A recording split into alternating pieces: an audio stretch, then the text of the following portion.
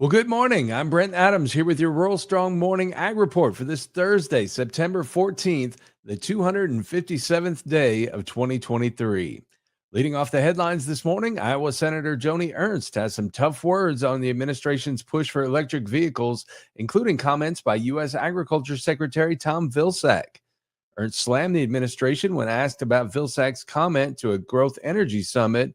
Farmers complain too much about EVs and should focus instead on new opportunities like sustainable aviation fuel. I agree that we can move to sustainable aviation fuel, but I'm telling you, when you have a mandate coming from the federal government, this administration, that half of the new vehicles being sold will be EVs, it sounds like they're forcing the farmers out of the market. Despite Vilsack's consolation that there's a possible 36 billion gallon market for sustainable aviation fuel if the administration okays biofuel tax credits. Separately, not all ag senators are on board with the bipartisan push to use CCC funds to cushion a no new money farm bill. Iowa's Chuck Grassley. We should not have a slush fund that is outside of the appropriation process, that doesn't give Congress control of the purse strings. So obviously, I don't like that approach. Grassley charges both the Biden and Trump administrations used the CCC as a political slush fund for pet projects, most recently for climate smart programs. Grassley hopes to amend the pending USDA FDA spending bill with his USDA Accountability Act to ban CCC spending without congressional approval. Well, the U.S. pork industry is looking at options for dealing with California's Prop 12, recently upheld by the Supreme Court.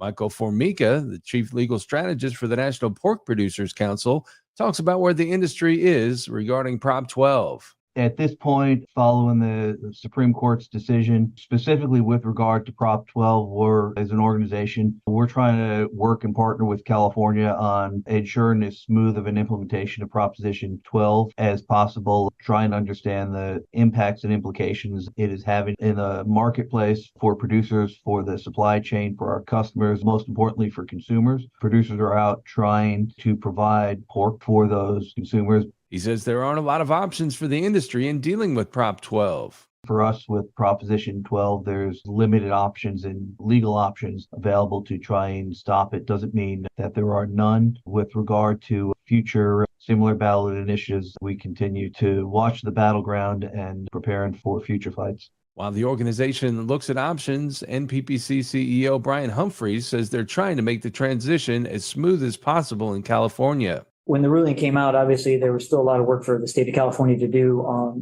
rules and clarity for producers. And so our team jumped in very heavily to work on smooth implementation, recognizing that legal recourse where we were at was a struggle. Our goal was still to ensure that the consumers of California could get product if it was available. So we worked on the smooth transition. And for that, on our website is a lot of information available of our Prop 12 component that has some background information on, and then links to CDFA's website where they have recordings and information and updates for producers to better understand what it takes to become compliant for Proposition 12. Well, the government's fiscal year ends September 30th, and Congress either needs to pass a full year spending measure for the next fiscal year or at least an extension of the current one. If not, the country faces a shutdown and it affects the future of the 2023 Farm Bill. Hot button issues include U.S. border control with Mexico, how to use money not spent on COVID programs, and borrowing authority for the government. For agriculture, the concern is not only the crafting of the 2023 Farm Bill, but what the fate of the Farm Bill funded programs look like with the pending government shutdown. National Milk Producers Federation Vice President of Member Services and Governments, Chris Galen. Some of the programs in the 2018 Farm Bill begin to expire at the end of September. Most of them, including a lot of the dairy safety net ones, expire at the end of this calendar year. And so unless they pass either a new Farm Bill or get an extension of current policy, we could also be looking at the expiration of some key farm programs here in the coming months. Also at issue is the modernizing of the federal milk marketing order, which is currently undergoing a USDA hearing in Indiana. The funding for that hearing, the judge that's overseeing it, the renting of space in Indianapolis where the hearing's taking place, that would all come to a screeching halt. So this talk about government shutdown and the impacts on various industries, this is just one little example, but it's a real world one for us in the dairy industry, is that this hearing that's been going on would come to a halt for however long it takes to get more funding for USDA in the future. That's NMPF Vice President of Member Services and Governments, Chris Galen. A special thanks to Lori Boyer of KSIR Radio in Fort Morgan, Colorado for that audio. Well, many farmers will soon be working on fall tillage, either right behind the combine or as soon as possible after harvest. Justin Render, Senior Product Specialist for Kinsey Manufacturing, recommends 4 practices for effective fall soil and residue management.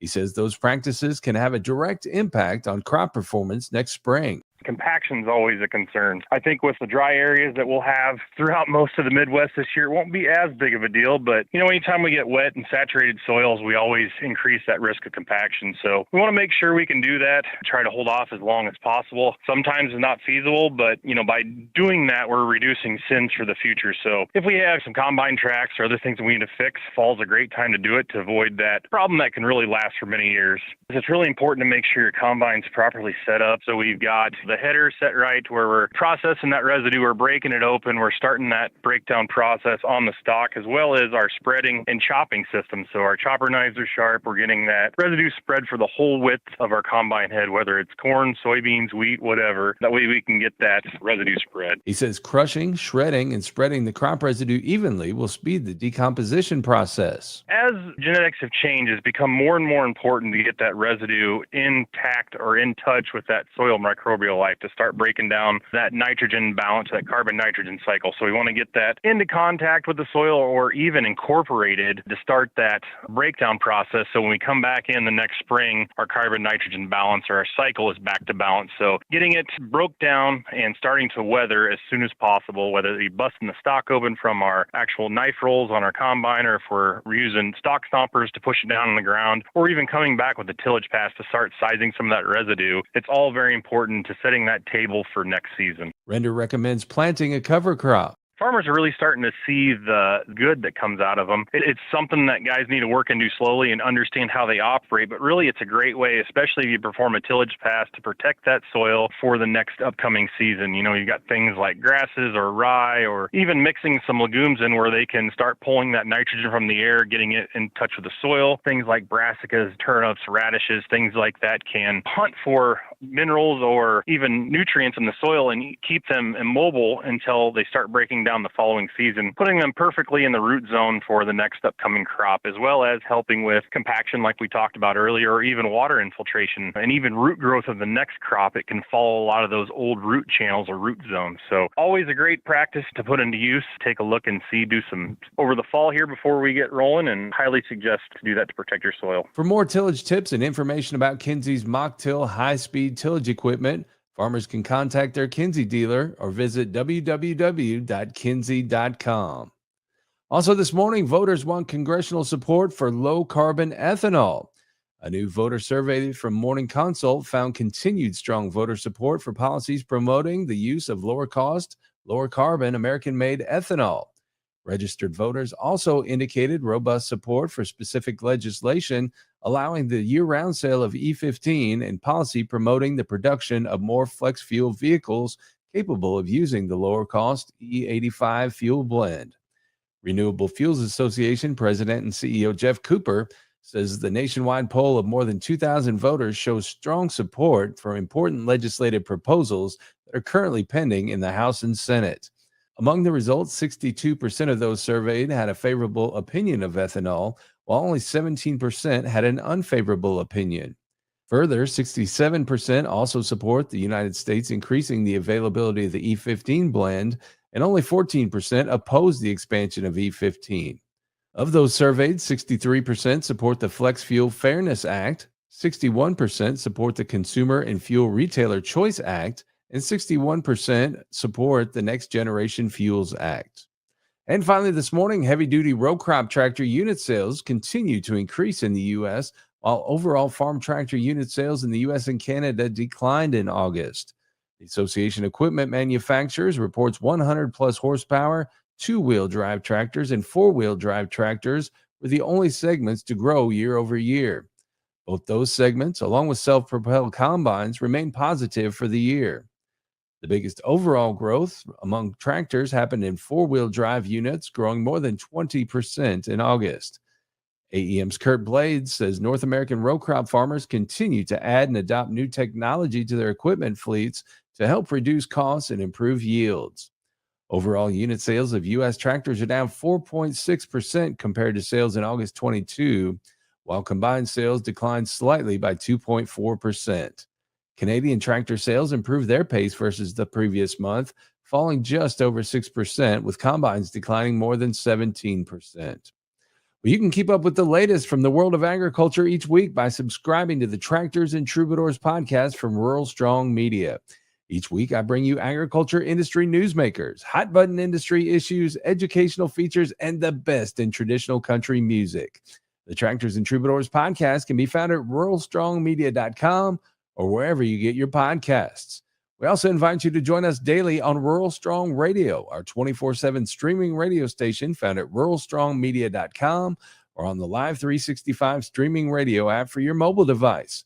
Each day, we bring you award-winning agriculture programming, as well as the best in traditional country music, mixed in with a little bluegrass, western swing, southern rock, and inspirational music. Again, the place to find Rural Strong Radio is ruralstrongmedia.com or on the Live 365 streaming radio app. We're portable, so take us with you everywhere you go this harvest season. We'll get you through those long, challenging days this fall. Well, I'll be back again tomorrow for another Rural Strong Morning Ag Report here on Steve Shetler Media. Have a great day, everybody.